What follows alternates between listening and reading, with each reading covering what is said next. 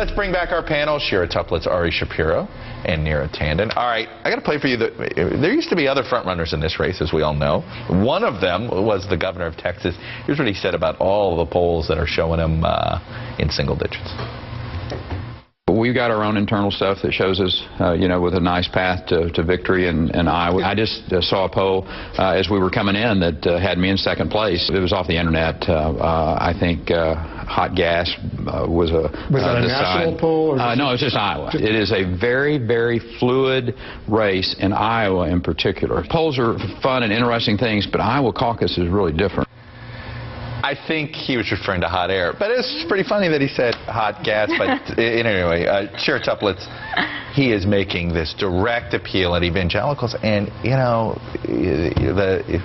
elite here in Washington may roll their eyes about it, but it can be an effective strategy in the state of Iowa. Oh, absolutely. Ask Mike Huckabee about that one. He did quite well in Iowa 4 years ago, appealing to evangelicals.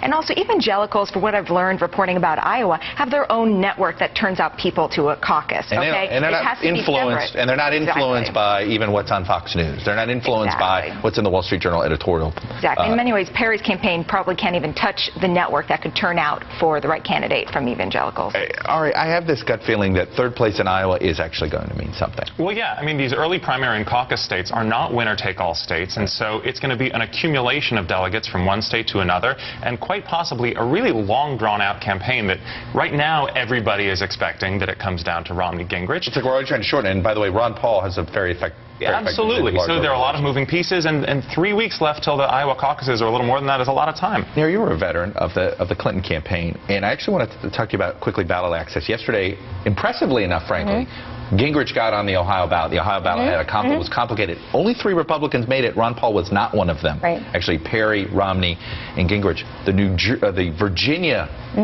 deadline comes up. Everybody had a hard time getting on the Virginia ballot 4 years ago. Explain why it's so hard.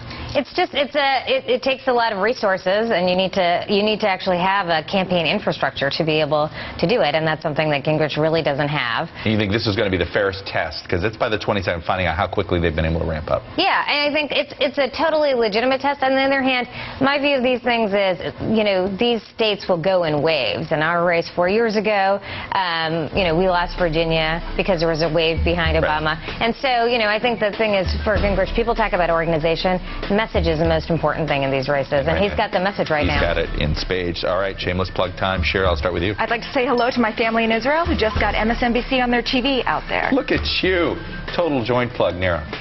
Well, I'd like to plug Think Progress. They found they found Reagan talking about the Warren Buffett rule, and a lot of people are using that these days, including Priorities USA. Interesting. The band Pink Martini has an album called Joy to the World in Starbucks Everywhere, and I sing a couple tracks on it, so go out and buy it. Get out of here.